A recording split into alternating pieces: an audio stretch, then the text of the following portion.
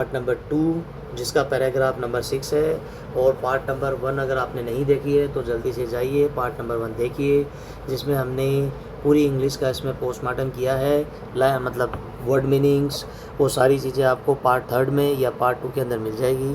Depend करता है कि पार्ट 2 कितना लंबा होने वाला है। तो चलिए बिना देरी के स्टार्ट करते हैं। माई कंट्री इज़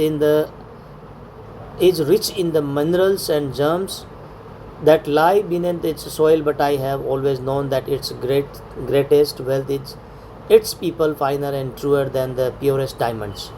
तो मंडेला जी कहते हैं कि हमारे देश अफ्रीका अपनी मिट्टी के नीचे दबे खनिज पदार्थों और कीमती रत्नों जैसे सोने और हीरो के मामले में बहुत अमीर है, लेकिन वे कहते हैं कि मैंने हमेशा अपने दिल में ये माना है कि मेरे देश की सबसे बड़ी और असली दौलत यहाँ की खदानों में छिपे रत्न नहीं, बल्कि यहाँ के लोग हैं, और यहाँ के नागरिक दुनिया के सबसे साफ़ और शुद्ध हीरो में से कहीं अधिक सच्चे और अच्छे हैं। बढ़ते हैं नेक्स्ट पैराग्राफ की ओर।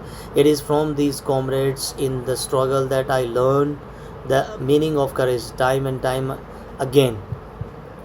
and again I have seen men and women risk and give their lives for an idea। I have seen men stand up to attacks and torture without breaking, showing a strength and resilience that defies the imagination।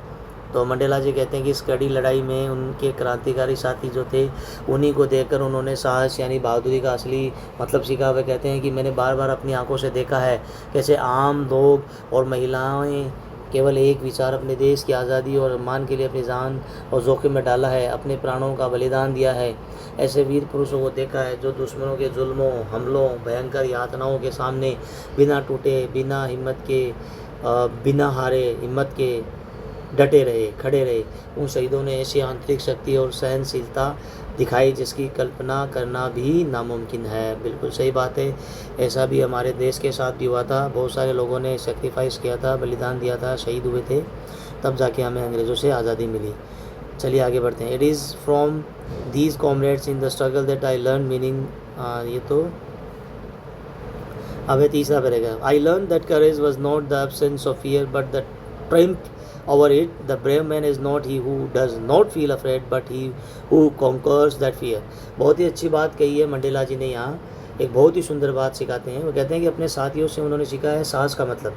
तो साहस का मतलब बता रहे हो, तो कुछ लोग साहस का मतलब कुछ और समझते होंगे, बट नेल्सन मंडेला जी ने ये पर्सनली एक्सपीरियंस किया है। तो उनके हिसाब से क्या है देख लेते हैं कि आपके मन में डर ही न हो, ये साहस नहीं है, बल्कि साहस का असली मतलब तो ये है कि उस डर पर विजय हासिल करना, यानी उसे हरा देना। मतलब बहादुर इंसान वह नहीं है जिसे कभी डर नहीं लगता है, वह व्यक्ति कभी बहादुर नहीं है। मंडेला जी के अनुसार वह व्यक्ति बहादुर नहीं हो सकता है जिसे कभी डर नहीं लगता हो, बल्कि सच्चा बहादुर व्यक्ति और वीर व्यक्ति तो वह है जो अपने अंदर छिपे हुए उस डर को जीत लेता है और उस पर पूरी तरह से अपना काबू कर लेता है, कंट्रोल कर लेता है, जिससे वो डरता था। That is the courage, that is the bravery. तो बहादुरी का बहुत ही अच्छा और सही मतलब बताया है मंडेला जी ने। बढ़ते हैं हमारे अगले पैराग्राफ की तरफ। No one is born hating another person because of the color of his skin or his background or his religion। People must learn to hate, and if they can learn to hate, they can be taught to love, for love comes more naturally to the human heart than its opposite। तो ये बहुत ही अच्छी बात कही है Mandela जी ने, बहुत कुछ सीखने को मिलता है, क्योंकि देखो सही बातें हमें उन्हीं की ज़्यादा समझ में आती है जिसने अपने जीवन में पर्सनल एक्सपीरियंस लिया हो। मतलब मंडेला जी ने ये पर्सनल एक्सपीरियंस लिया है, मंडेला जी को अच्छे से मालूम है कि उनके साथ में उन्होंने ये पीड़ा भोगी है, इसलिए बहुत अच्छे तरीके से इस चीज़ को एक्सप्लेन कर रहे हैं कि असल में मतलब क्या होता है। तो वो बहुत ही गहरा संदेश दे रहे हैं हमें। वो समझाते हैं कि दुनिया में कोई भी बच्चा जन्म से किसी दूसरे इंसान की त्वचा के रंग, उसके पारिवारिक इतिहास या उसके धर्म के कारण उससे नफ़रत लेकर पैदा नहीं होता है। कोई भी बच्चा पैदा होते ही नफ़रत करना नहीं जानता, उसे नहीं मालूम। लोग इस दुनिया में आने के बाद यहाँ के समाज और गलत माहौल से नफ़रत करना सीखते हैं। बिल्कुल सही बात। मंडेला जी आगे कहते हैं कि यदि लोग नफ़रत करना सीख सकते हैं तो उन्हें प्यार करना और भी आसानी से सिखाया जा सकता है। ऐसा इसलिए है क्योंकि ईश्वर ने हमारे दिल की बनावट ही ऐसी बनाई है। इसमें नफ़रत के मुकाबले प्यार, दया और करुणा की भावना बहुत ही प्राकृतिक यानी नेचुरल है, ये अपने आप जन्म ले ही लेती है। बहुत अच्छी बात कही है नेल्सन मंडेला जी ने। अब है paragraph number 7. Even in the grimmest times in prison, when my comrades and I were pushed to our limits, I would see a glimmer of humanity in one of the guards, perhaps just for a second, but it was enough to reassure me and keep me going. Man's goodness is a flame that can be hidden but never extinguished. बहुत अच्छी बात कही Mandela जी ने. बोलते हैं कि जब वे jail में थे तो उनके जीवन का सबसे कठिन और अंधकारमय समय था. उन्होंने 30 साल गुजारे वहाँ. कई बार तो अत्याचारी गोरे लोग जो थे, गोरे शासक, उन पर और उनके क्रांतिकारी साथियों पर इतनी क्रूरता ढाते, इतना क्रूर तरीके से बर्ताव करते कि उनके जो दुख और पीड़ा सहने की आखिरी सीमा भी पार हो जाती. लेकिन मंडेला जी आगे बताते हैं कि ऐसे भयानक माहौल में भी उन्हें कभी कभी वहाँ के किसी न किसी कोई जो गार्ड होता और उसके अंदर भी इंसानियत और दया की एक छोटी सी झलक दिख जाया करती थी. भले ही वह दया की झलक सिर्फ कुछ सेकंड के लिए ही क्यों ना दिखाई दे, लेकिन वह मंडेला जी को यह तसल्ली देने के लिए काफ़ी होती थी कि दुनिया से अच्छाई अभी पूरी तरह से ख़त्म नहीं हुई है. और यही छोटी सी बात उन्हें हिम्मत टूटने नहीं देती थी और इसी से वो इंस्पायर होते थे. जेल के दुख दर्द के बीच भी आगे बढ़ने की जो इंस्पिरेशन है वो आगे उन्हें मिलती रहती थी. अंत में वे इंस्पिरेशन यानी प्रेरणा उन्हें मिलती रहती थी. अंत में वे लोगों को बहुत बड़ी सीख देते हैं कि इंसान के अंदर की जो अच्छाई होती है वह एक दीपक की लौ के समान होती है, जिसे कठिन परिस्थितियों में छुपाया तो जा सकता है लेकिन उसे कभी पूरी तरह से बुझाया नहीं जा सकता. बहुत सही बात है. नेक्स्ट पैराग्राफ है हमारा.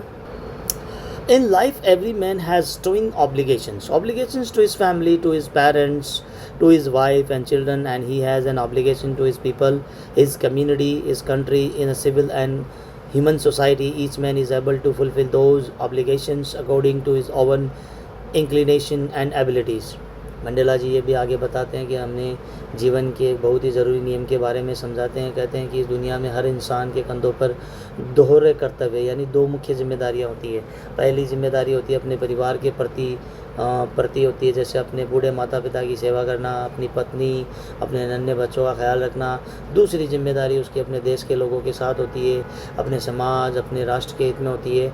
मंडेला जी आगे कहते हैं कि किसी भी आज़ाद और सभ्य और दयालु समाज में कोई भी व्यक्ति अपनी इच्छाओं, पसंद और अपनी काबिलियत के हिसाब से इन दोनों जिम्मेदारियों को बहुत ही आसानी से और एक साथ पूरा कर सकता है.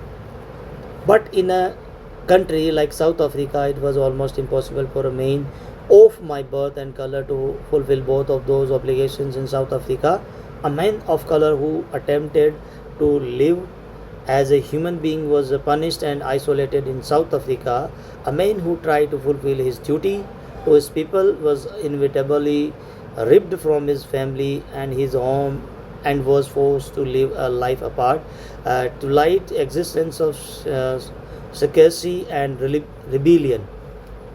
मंडेला जी आगे बताते हैं कि अफ्रीका जैसे देश के मंडेला जी बताते हैं कि उस दौर में हालात बिल्कुल अलग और बदतर थे.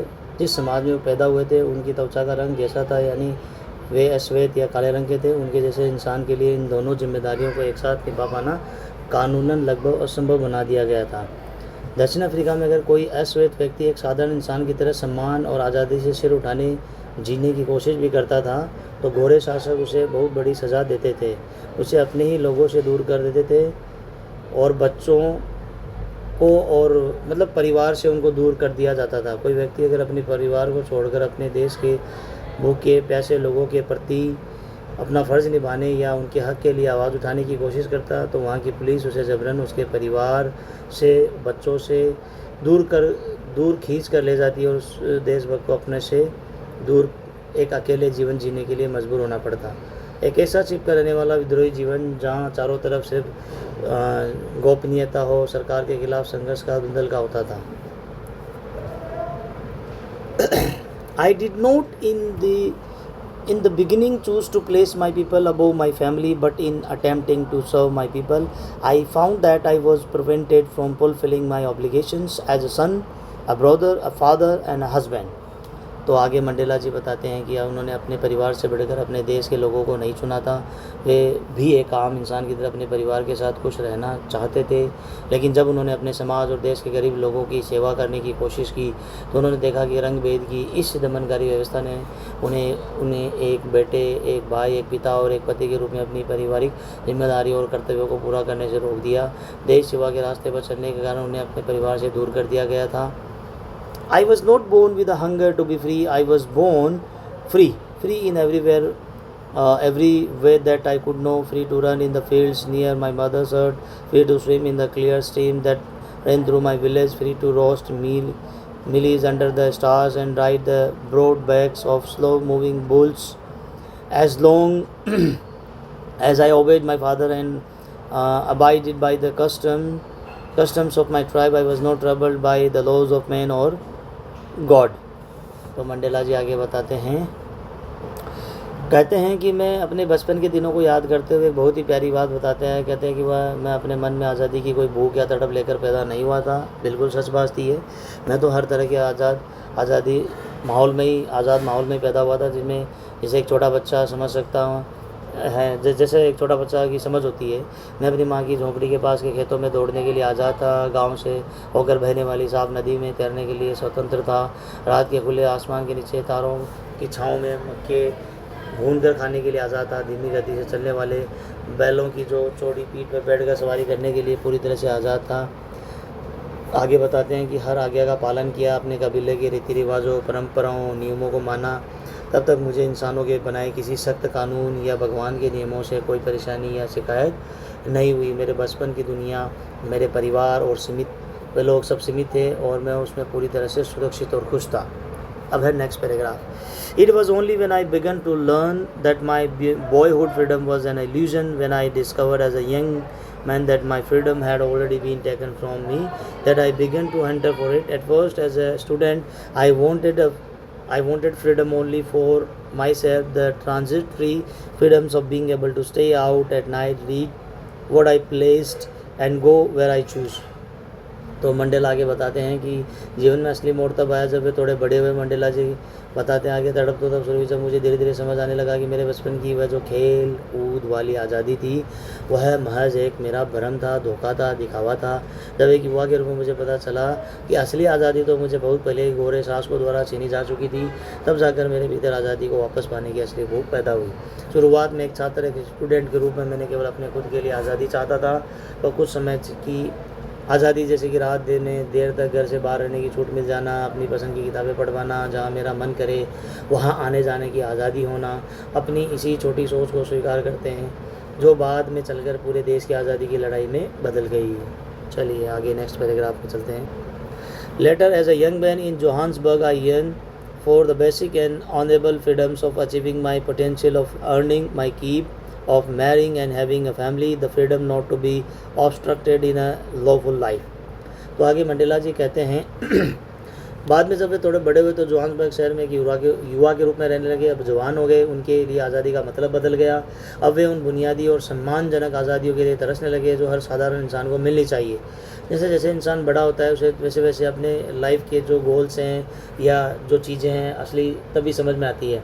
जैसे अपनी पूरी काबिलियत और क्षमता को निखारना, अपने पैरों पर खड़े होकर अपनी मेहनत की कमाई करना, अपनी पसंद से शादी करना, एक प्यारा सा परिवार बसाना, बस वे इतना चाहते थे। एक ऐसा जीवन जिसमें रुकावट या पाबंदी ना आए। But then I slowly saw that not only was I not free, but my brother and sister were not free. I saw that it was not just my freedom that was curtailed, but the freedom of everyone who looked like I did. लेकिन हुआ क्या, उन्होंने अपने आसपास की दुनिया को ध्यान से देखना शुरू किया तो उनका भ्रम टूट गया। उन्होंने धीरे धीरे देखा केवल वही गुलाम नहीं थे, उनके भाई बहन यानी जो समाज के सभी लोग थे वो आज़ाद नहीं हैं। उन्हें साफ साफ समझ आ गया कि अब उनकी खुद की आज़ादी पर रोक नहीं लगाई गई थी, बल्कि हर उस व्यक्ति की आज़ादी को गोरे शासकों ने पूरी तरह से कुचल दिया था जो उनकी तरह से दिखाई देते थे, यानी जिसका रंग काला था। अब वो समझने लगे थे धीरे धीरे असली मतलब क्या है। That is when I joined the African National Congress, and that is when the hunger for my own freedom became the greater hunger for the freedom of my people. It was this desire for the freedom of my people to live their lives with dignity and self-respect that animated my life. that transformed a frightened young man into a bold one, that drove a law-abiding attorney to become a criminal, that turned a family-loving husband into a man without a home, that forced a life-loving man to live like a monk. तो आगे Mandela जी कहते हैं इस कड़वे सच का एहसास हुआ तभी वे अफ्रीकन नेशनल कांग्रेस पार्टी की राजनीतिक पार्टी से शामिल हुए, उसे जुड़े, और इसी मोड़ पर उनके मन में जो सिर्फ खुद के लिए आज़ादी की चाह थी वह पूरे देश की और अपने समाज की लोगों की आज़ादी की बहुत बड़ी भूख तड़प में बदल गई।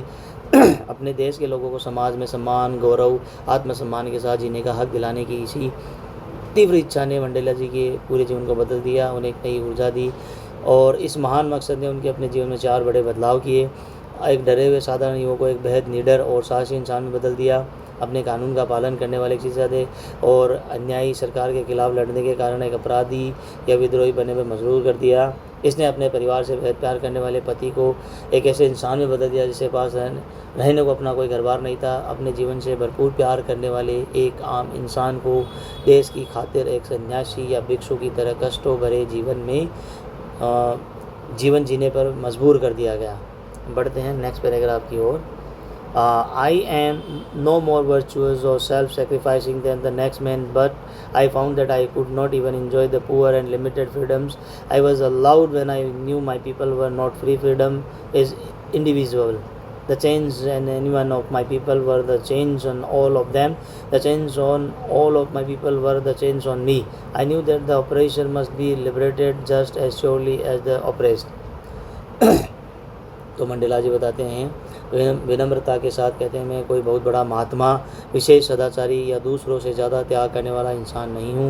मैं तो आप सबकी तरह एक साधारण सा मनुष्य हूँ। लेकिन जब मुझे पता चला कि मेरे देश के बाकी भाई बहन गुलाम हैं, उन पर जुल्म हो रहा है, तो सरकार ने मुझे आज़ादी दी, थोड़ी और सीमित आज़ादी दे रखी थी। मैं उसका भी आनंद नहीं ले पा रहा था।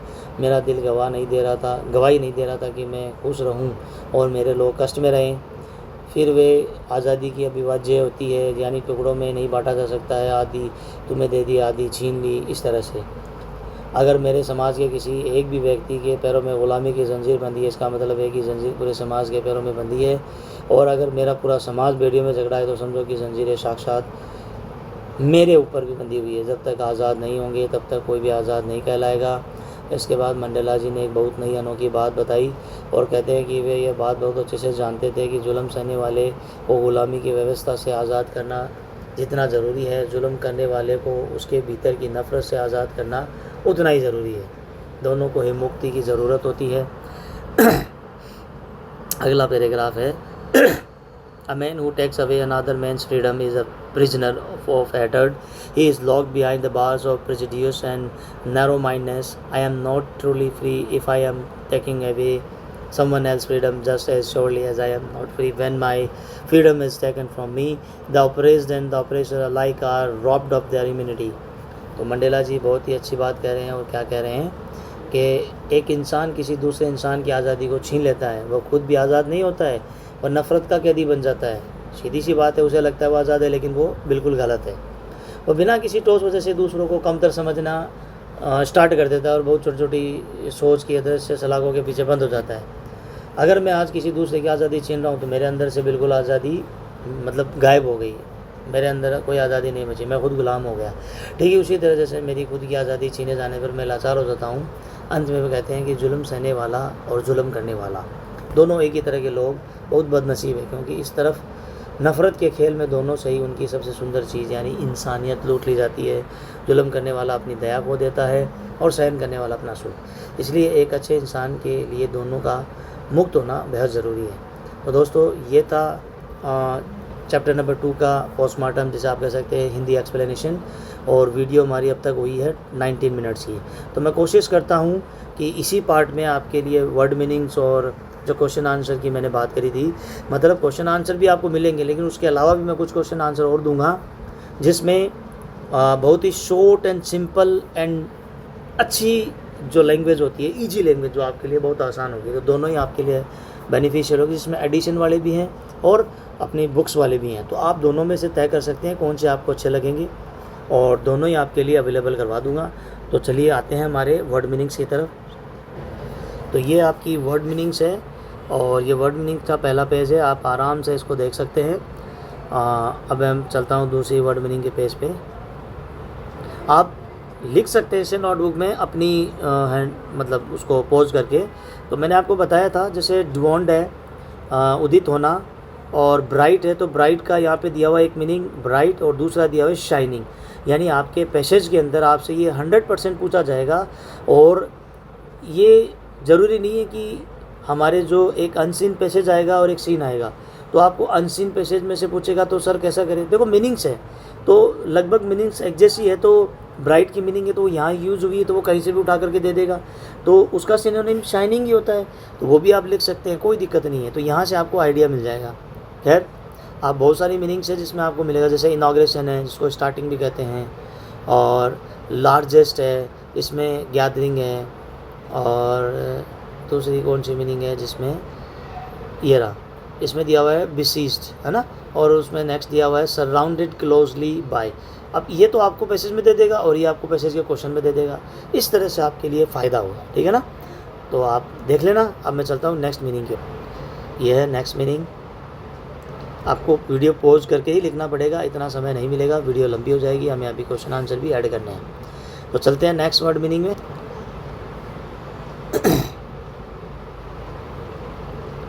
तो मैं उम्मीद करता हूँ ये आपको थोड़ा समझ आ रहा होगा, आगे पीछे हो सकती है, कोई दिक्कत नहीं है, आप अपने बुक के हिसाब से देख लेना, ठीक है।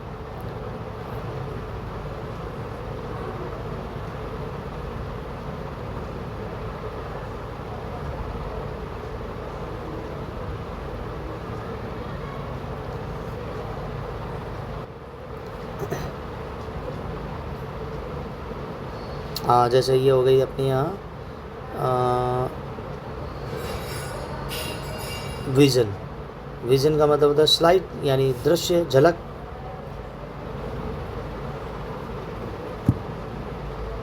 और इसके अंदर जैसे आपके आगे हैं लिरिक, आपको क्वेश्चन में आपको दे देगा लिरिक और पैसेज में दिया हुआ होगा सॉन्ग, तो आप कंफ्यूज हो जाओगे कि इसका क्या होगा। तो आप यहाँ से ये पता कर सकते हैं कि अब ये लिरिक सॉन्ग है तो ये यही नहीं है, कहीं पर भी काम हो सकता है, कहीं पर भी यूज़ हो सकता है, ऐसा ज़रूरी नहीं है। यही तो इंग्लिश की अच्छी बात है कि एक वर्ड को हम बहुत जगह यूज़ कर सकते हैं, हिंदी की तरह नहीं कि एक जगह यूज़ होगा, इसीलिए इंग्लिश बहुत आसान लैंग्वेज है। खैर बढ़ते हैं आगे,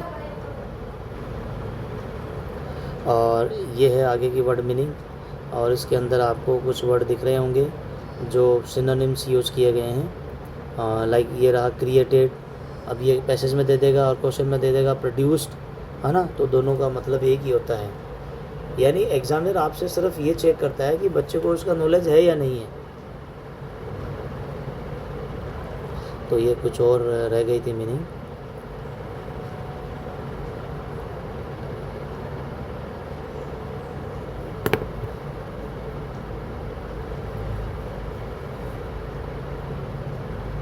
जैसे यहाँ पे दिया हुआ एब्सेंस यानी कमी, लैक यानी कमी, और ट्रायम्फ यानी विजय, और कॉन्क्वर्स यानी भी विजय होता है, तो दोनों में से कुछ भी दे सकता है। और उसके बाद में आ गया और आगे का वर्ड मीनिंग अटैम्प्ट आ गया। अटैम्प्ट का हो गया कोशिश करना, और ट्राइड का मतलब भी होता है कोशिश करना। और यहाँ पे दिया हुआ आइसोलेट, आइसोलेट यानी होता है अलग करना, और इसका इसके अंदर दिया हुआ नहीं है लेकिन फिर भी मैं आपको बता देता हूँ, आइसोलेट को हम दूसरी वर्ड में कह सकते हैं सेपरेट, यानी अलग करना।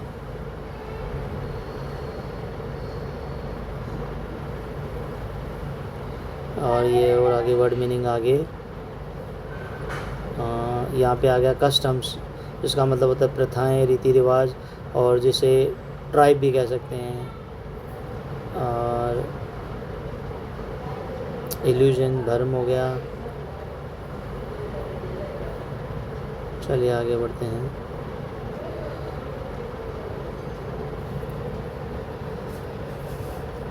ये देखो यहाँ पे दिया हुआ है ऑब्स्ट्रक्टेड, ऐसे मीनिंग ज़्यादा देता है। जो मीनिंग ऐसा लगता है ना कि ये 100% एग्जामिनर को भी ऐसा इमेजिनेशन हो जाता है कि बच्चों के लिए ये मीनिंग जो है स्टूडेंट्स के लिए हार्ड रहने वाली है, तो ऐसी जगह इन हिंडर्ड यानी रुकावट पैदा करना, ये वर्चुअस यानी गुण।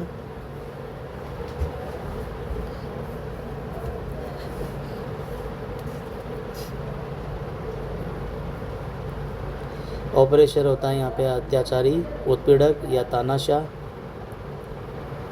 ऑपरेस होता है उत्पीड़ित, ऑपरेशर अत्याचारी होता है जो करने वाला, और ऑपरेस जो पीड़ा झेलता है। एक तो तानाशाही यानी अत्याचार करने वाला, अत्याचार सहने वाला। तो दोस्तों ये थी वर्ड मीनिंग। अब हम चलेंगे हमारे क्वेश्चन आंसर की तरफ। तो दोस्तों जैसा कि मैंने आपको बोला था, question answer at the end आपको मिलेंगे। तो ये ओरल कॉम्प्रिहेंशन चेक है, जो आपके चैप्टर के बीच वाले जो क्वेश्चन थे, है ना, सारे आप मिला लेना, सारे क्वेश्चन आपको मिलेंगे। तो ये पहला क्वेश्चन है, आपको वीडियो पॉज करके और वैसे ही लिखना होगा आंसर, वरना वीडियो बहुत लंबी हो जाएगी। तो फटाफट चलते हैं हम इसी पहले क्वेश्चन के आंसर का आधा भाग यहाँ है और आधा भाग ये रहा इधर, अभी आपको दिख जाएगा आराम से, है ना। तो आराम से आप लिख सकते हैं। और ये सेकंड क्वेश्चन है, कैन यू से हाउ 10th में is an autumn day in South Africa. और ये इसका आंसर है। मतलब ये आंसर आप देखते रहिए, तब तक मैं आपको कुछ और बता देता हूँ। जैसे आपकी ये आंसर है, ये तो आंसर तीसरा आंसर है, ये ठीक ठाक है, वर्ड लिमिट इतनी नहीं है कि आपको याद नहीं होगा। चौथा है उसका भी ठीक है, और पांचवा भी ठीक है। फिर उसके बाद में हम आगे चलते हैं ओवरऑल कॉम्प्रिहेंशन चेक नेक्स्ट वाले पे, और इसका भी ठीक ठाक है। इसमें बड़े होने का रीज़न ये है दोस्तों, यहाँ पे आप देखोगे what do the military generals do, फिर उसमें दूसरा क्वेश्चन पूछ लिया, how has their attitude changed and why. देखो व्हाट, हाउ, वाई, तो तीन चीज़ें पूछी है, तो जाहिर सी बात है तीनों चीज़ों के बारे में लिखना पड़ेगा। लैंग्वेज आसान है और आपको समझ में आ जाएगी, हिंदी और इंग्लिश दोनों में है। फिर नेक्स्ट क्वेश्चन है, why were two national anthem sung, क्यों गाए गए, इसका रीज़न बताया गया है। वाई माने पूरा एक्सप्लेन करना पड़ेगा। फिर तीसरा है, हाउ डज मंडेला, हाँ ये थोड़ा बड़ा है, तो इसका मैं आपको कंप्लीट वहाँ पे अलग से अपनी लैंग्वेज के हिसाब से अराउंड 40 वर्ड्स में आपको मिल जाएंगे। इनके लास्ट में एट द एंड में दे दूँगा, तब तक आप इनको देखते रहिए। जैसे चौथा क्वेश्चन है, ये भी छोटा ही है, what does courage mean to Mandela, साहस का क्या मतलब है मंडेला जी के अनुसार। फिर पांचवा है, which does you think is natural to love और टू टेक। फिर अपना नेक्स्ट है, what twin obligation does Mandela mention, और यहाँ पे भी आपको 2-3 क्वेश्चन इसमें पूछे हैं। ट्विन ऑब्लिगेशन पूछा है तो उसमें पूरी बात इसमें मेंशन करनी पड़ेगी। तो ये था पहला। फिर दूसरा क्वेश्चन है, ये भी थोड़ा बड़ा है, और इसमें 2 क्वेश्चन बनाए गए हैं। बेसिकली एक क्वेश्चन है, what did being free mean to Mandela as a boy and as a student, how does he contrast these transitory freedoms with the basic and honourable freedoms. और ये CBSE में पूछा गया है, what did being free mean to Mandela as a boy and as a student. और question का answer देखो guys बड़ा है, तो दिक्कत वाली कोई बात नहीं है फ्रेंड्स, मैं आपको छोटा और शॉर्ट लैंग्वेज में अवेलेबल करवा दूंगा, जिसकी लैंग्वेज भी बहुत इजी होगी और आपके लिए आसान रहेगा। ठीक है, अब चलते हैं तीसरे क्वेश्चन की तरफ। अब इसमें भी देखो आप, does Mandela think the operation is free, why, अगर था तो क्यों, और नहीं था तो क्यों नहीं था। दोनों ही क्वेश्चन पूछे हैं, तो इसका भी ठीक ठाक है आंसर, इसका तो चल जाएगा। नेक्स्ट क्वेश्चन की तरफ बढ़ते हैं। अब आते हैं आपके टेक्स्ट बुक एक्सरसाइज की तरफ। यहाँ पे आपको देखने को मिलेगा, यहाँ पर भी why did such a large number of international leaders attend the inauguration, what did it signify the triumph of. तो यहाँ पर भी 2 क्वेश्चन पूछे गए हैं, तो आंसर छोटा है, कोई दिक्कत नहीं। सेकंड वाला, what does Mandela mean when he says he is simply the sum of all those African patriots who had gone before him. इसमें भी 2 चीज़ें पूछी है, तो इसका भी आंसर ज़्यादा बड़ा नहीं है। फिर third, would you agree that the depths of operation create heights of character, and how does Mandela illustrate this? Can you add your own example to this argument? तो ये भी थोड़ा बड़ा है, इसमें एग्जाम्पल पूछा है तो आपको वो भी देना पड़ेगा। खैर हम आगे बढ़ते हैं हमारे नेक्स्ट क्वेश्चन की तरफ। ये भी बड़ा है, कोई नहीं, आपको मिल जाएगा वो, ये अराउंड 40 वर्ड्स में मिल जाएगा आपको, बहुत ईजी लैंग्वेज में। इसी वीडियो के एंड में दे दूँगा वो। चलिए आगे नेक्स्ट 5वां, ये देखो गाइस 2022, 24, 25, तो आप देख सकते हैं कितने इम्पोर्टेंट क्वेश्चन है इसके। तो ये 3 साल कंटिन्यू, तो 2 साल आया, लेकिन 1 साल बीच में गैप देने के बाद में, लेकिन 3 साल आया ये। ऐसे क्वेश्चन घुमा करके दे देते हैं। ये हो गए आपके क्वेश्चन आंसर बुक के। अब कुछ एक्स्ट्रा क्वेश्चन है, हालांकि एक्स्ट्रा क्या है, आप ये बोल सकते हैं कि इसी चैप्टर के हैं, मतलब एग्जामिनर ये सुनिश्चित करना चाहता है कि आपको जो क्वेश्चन इसमें से जो बना के दिया एडिशनल क्वेश्चन है, ये एक्स्ट्रा अक्सर एग्ज़ाम के अंदर इन्हीं में से पूछता है ये चैप्टर के ही क्वेश्चन, लेकिन थोड़े अलग टाइप से बनाए गए हैं ताकि आपको कहानी समझ में आई है या नहीं अच्छी तरीके से, ठीक है ना। तो इसमें है how long was Mandela not troubled by the laws of man और गॉड। तो इसमें आप आंसर देख लेंगे। फिर है who took oath in inauguration ceremony. तो कुछ सिंपल है और कुछ ऐसे हैं जो वास्तव में ऐसा लगता है पढ़ने के बाद में कि हाँ एग्ज़ाम में एग्जामिनर के टेस्ट के हिसाब से वो पूछ सकता है। मुझे जो बड़े लगे हैं, जो आपके हिसाब से छोटे होने चाहिए, वो मैं यहाँ पे एट द एंड इस वीडियो के लगा दूंगा, जिसमें टेक्स्ट बुक के भी हैं और इस एडिशन वाले भी हैं। तो उसमें दोनों ऊपर लिखे हुए हैं, बिल्कुल आपको समझ में आ जाएगा। और ये है what did the new government pledge. और ये CBSE 2012 में भी पूछा गया था, 5वां। What ideals does Nelson Mandela set for the future of South Africa. चलिए आगे बढ़ते हैं। ये छोटे छोटे हैं, ये 20 to 30 वर्ड्स वाली कैटेगरी है नेक्स्ट एडिशन वाले में। अब बड़े वाले अभी इसके बाद में आएंगे। And what does the sun shall never set mean here.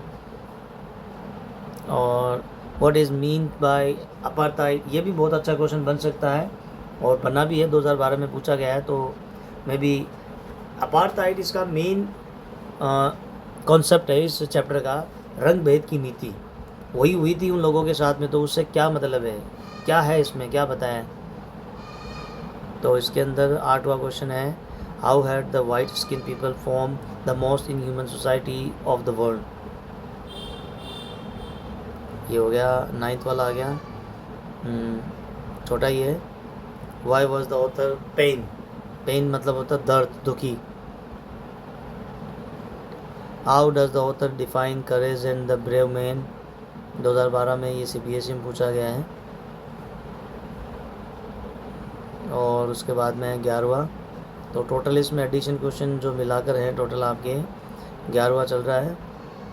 और what did Mandela find in attempting to serve his people. 12वें के बाद में आ गया आपका 13। छोटे छोटे आंसर हैं। तो टोटल जो 20 to 30 वर्ड वाले हैं एडिशन, वो 13 ही हैं और 13 अलग अलग क्वेश्चन हैं। आपको सेम नहीं मिलेंगे जो आपकी बुक के पीछे हैं, उसमें थोड़ी सी लैंग्वेज हट करके अलग से बनाई गई है। अब लॉन्ग आंसर।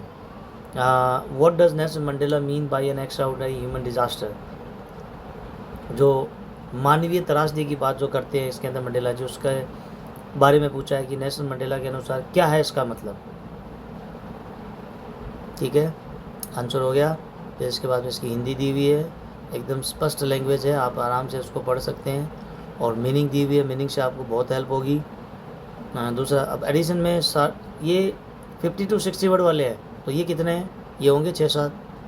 जो सेकंड चल रहा है why was the inauguration ceremony the greatest occasion for south Africa. और तीसरे में पूछा है what kind of freedom did Mandela enjoy in his childhood. बचपन में कैसे आज़ादी का वो आनंद लिया करते थे और किस तरह से वो अपने बचपन को बिताया था, जीते थे। चौथा है when did Mandela feel greater hunger for freedom. कब उन्हें एहसास हुआ कि असली आज़ादी का मतलब क्या है, आज़ादी के लिए भूख बढ़ी अपने लिए और अपने लोगों के लिए। पांचवा है what are the Mandela's views about the oppressor and the oppressed. अत्याचार व अत्याचारी दोनों के बारे में मंडेला जी के विचार पूछे हैं। छठा है how was a man of colour who tried to fulfil his duty to his peoples treated in South Africa. अच्छा क्वेश्चन है ये भी। कई बार एग्जामिनर क्या करते हैं फ्रेंड्स, ये जो क्वेश्चन दिया है ये है तो 60 वर्ड वाला, लेकिन इसी में से इसी क्वेश्चन को 20 to 30 वर्ड बना करके पूछ लेता है। मतलब आपको ओवरऑल नॉलेज होना चाहिए कि इसमें आपको कैसे लिखना है, और लिखने का तरीका भी इसमें बताया है कि कैसे लैंग्वेज यूज़ की गई है, कौन सा टेंस। अगर आपको टेंस अच्छी तरह से आते हैं तो आप टेंस के हिसाब से भी लिख सकते हैं कि इसमें हाँ ये टेंस मुझे अच्छी तरह आता है। बस जो मीनिंग चाहिए आप वो याद कर सकते हैं, वर्ड्स जो आपको याद करने चाहिए और आप बना बना करके लिख सकते हैं। बाकी आइडिया आपको क्वेश्चन से मिल जाएगा। क्वेश्चन के अंदर लाइनें दी हुई होती है, जैसे यहाँ पे दिया हुआ why was Nelson Mandela overwhelmed with the sense of history. 2 question पूछे गए हैं। How did he succeed in ending the apartheid regime in South Africa. तो दोनों को मिला करके पूछा, तो उसमें एक क्वेश्चन को उठा करके दे देगा 20 वर्ड वाले में, तो वो भी आपको आना चाहिए। तो ओवरऑल ये है कहने का मतलब कि आपको सारे क्वेश्चन पढ़ने हैं और 2-3 बार पढ़ने हैं, जिससे आपको अंदाज़ा हो जाएगा। अब समस्या ये भी नहीं है कि आप इसको पढ़ नहीं सकते, क्योंकि यहाँ पे हिंदी का अर्थ दिया हुआ है, जिससे आपको पता लग जाएगा वो क्या कह रहा है, क्या पूछ रहा है एंड क्या कह रहा है। क्योंकि सही आंसर आप तभी कर पाओगे जब आपको क्वेश्चन सही तरीके से समझ में आएगा। बिना क्वेश्चन समझे आप आंसर नहीं कर सकते, और करोगे तो कोशिश करोगे तो वो फिर आप इधर उधर की बातें करोगे, कुछ इधर इधर कच्चा पक्का होगा फिर वो। What kind of freedom does Mandela want. तो किस प्रकार की आज़ादी चाहते थे मंडेला जी, पूरा दिया हुआ है। एक तरह से समरी आप बोल सकते हैं, वो दृष्टिकोण के हिसाब से। 9th वाला है, what changes took place when Mandela's life was animated. जाहिर सी बात है कि उनके जीवन में परिवर्तन के बारे में पूछेगा उधर, क्या क्या परिवर्तन आए जब उनका जीवन पूरी तरह से जोश में था। तो 9 क्वेश्चन तो आ चुके हैं, मे भी 9 से ज़्यादा होंगे। 10वां आ गया, तो टोटल 10 क्वेश्चन है आपके एडिशन में, जो आपके 60 वर्ड्स के होने वाले हैं। तो 10वां क्वेश्चन है, how was south Africa different from other countries. तो इसके अंदर अदर कंट्रीज़ के बारे में मतलब डिफरेंस पूछा है साउथ अफ्रीका का और दूसरी कंट्रियों के जो बीच में कंपैरिजन है वो पूछा है। तो अब जो इसके अंदर मुझे जो बड़ा लगा था क्वेश्चन एडिशन के अंदर और टेक्स्ट बुक के हिसाब से, वो मैं आपको यहाँ पे शेयर कर दूँगा, आप देख लेना कौन सा है। और चलिए चलते हैं उसके ऊपर फिर बात करते हैं। तो ये रहे वो आपके टेक्स्ट बुक के हैं प्रश्न, 2रा, 3रा और 5वां। बिल्कुल आपको अगर नहीं पता चलेगा कि कौन सा 2रा, 3रा, 5वां है, ये बड़े वाले क्वेश्चन है। आप क्वेश्चन देखोगे आपको समझ में आ जाएगा मैं कौन से क्वेश्चन की बात कर रहा हूँ। तो चलिए स्टार्ट करते हैं। ये टेक्स्ट बुक वाले हैं, एडिशन वाले इसके नीचे इसके बाद में दूंगा, ठीक है।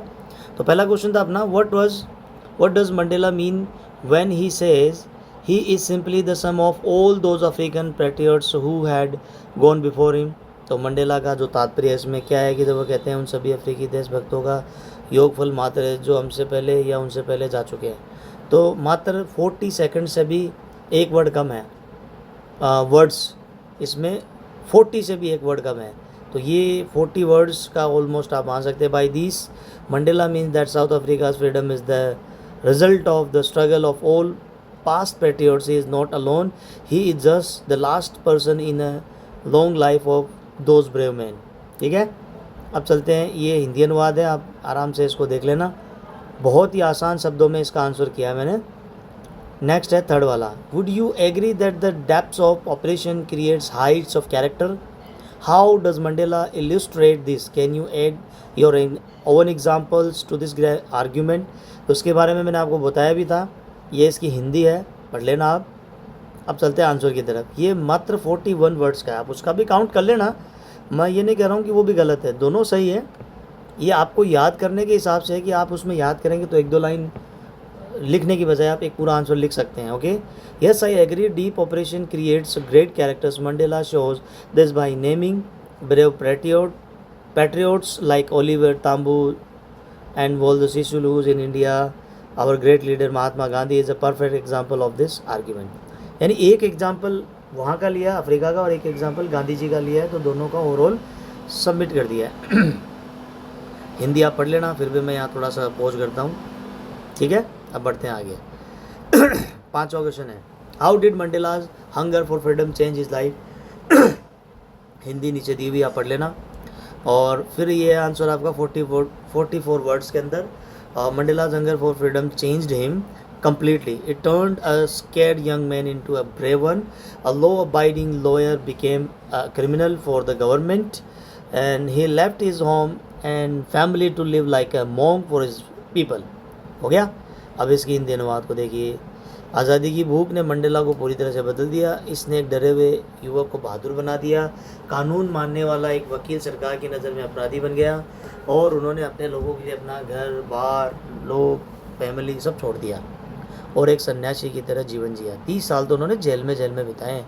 तो यही वो क्वेश्चन थे जो मतलब मुझे ज़रूरत लगी कि उनको छोटा करना चाहिए। तो अब हम बढ़ते हैं हमारे जो नेक्स्ट क्वेश्चन है आपके एडिशनल क्वेश्चन वाले, उसमें भी 2, 3, 5 है जो क्वेश्चन बड़े हैं, तो मुझे ज़रूरी लगा तो मैंने उनको छोटा कर दिया। तो उसमें दूसरा है, आप क्वेश्चन देख लेना, बिल्कुल समझ में आ जाएगा आपको।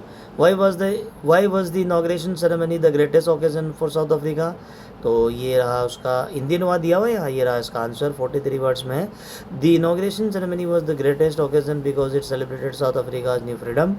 It ended the rule of white supremacy and racial discrimination. For the first time, a democratic and non-racial government was formed. Many world leaders gathered to support this historic event.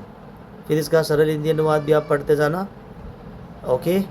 आप इसके हिसाब से आपको समझ में आ जाएगा कि क्या क्वेश्चन बोल रहा है, क्या आंसर है। थर्ड है, what kind of freedom did Mandela enjoy in his childhood. तो ये इसकी हिंदी है, that is the answer just only in 46 words. It will be very beneficial for you to learn. बहुत ही आसान भाषा में मैंने इसे बनाया। In his childhood, Mandela enjoyed a simple and carefree freedom. He was free to run in the fields near his mother's hut. He could swim in the clear stream, roast mealies under the stars, and ride slow-moving bulls. He felt completely free as a child. अब इसका हिंदी अनुवाद है, वो भी आप देख लेना। Next question हमारा लास्ट है, what are Mandela's view about the operation and the oppressed. अत्याचारी और अत्याचारी के बारे में मंडेला ने क्या विचार बताए थे, उसके बारे में पूछा है। 43 words, just 43 words. According to Mandela, both the operation and the oppressed are not free. The oppressed person loses his freedom and lives a painful life. On the other hand, the oppressor becomes a prisoner of hatred and narrow-mindedness. Both are robbed of their true humanity. ठीक है, फिर चलते हैं इसके हिंदी अनुवाद की तरफ। Mandela जी के अनुसार अत्याचार करने वाला और अत्याचार सहन करने वाला दोनों ही आज़ाद नहीं है। सहन करने वाला अपनी आज़ादी खो देता है और जबकि जुल्म करने वाला नफ़रत, छोटी सोच का कैदी बन जाता है। दोनों की इंसानियत खत्म हो जाती है एंड ऑल दैट। तो दोस्तों, ये था हमारा पूरा complete video with word meanings, explanation and question answer, complete और क्वेश्चन आंसर। तो उम्मीद करता हूँ आपको वीडियो पसंद आया होगा। तो देखिए दोस्तों, ये क्वेश्चन आंसर का ही वीडियो आपका लगभग 16-17 यानी 20 मिनट का हो जाएगा। तो मैं उम्मीद करता हूँ इसको यहीं स्टॉप करने की, और आगे जो थर्ड चैप्टर है वो आपके 3 पार्ट हैं, तो उसमें थोड़ी आसानी रहेगी आपके लिए अलग अलग पार्ट में डिवाइड करना, और उसमें भी बड़े बड़े क्वेश्चन हैं, तो उसके लिए आप चिंता ना करें। मैं आपको इसी प्रकार छोटे छोटे क्वेश्चन के जो आंसर हैं बुक में दिए हुए हैं, आपके टीचर ने करवाए हैं, आपकी पासबुक में दिए हुए हैं, उन सब का मैं एक समावेश करके छोटे बना दूंगा, जिससे आपको एटलीस्ट ऐसा लगे कि मुझे कुछ याद है। तो अगर मेरी मेहनत आपको पसंद आई है तो वीडियो को दबा के शेयर करें, लाइक करें, और ऐसे स्टूडेंट्स के पास पहुँचे वीडियो जिनको वास्तव में इन वीडियो की ज़रूरत है, वो लर्निंग करेंगे और इसका जो एक्सप्लेनेशन है वो भी सीखेंगे, और क्वेश्चन आंसर तो याद करना ही है, वर्ड मीनिंग भी दिया हुआ है। तो सब्सक्राइब करना ना भूलें चैनल को। और इसी प्रकार मैं आपको लेटर है, अपना ग्रामर मैंने डाल दिया 2 पार्ट, और तीसरा पार्ट भी जल्दी आएगा। तो बने रहिए वीडियो में। धन्यवाद।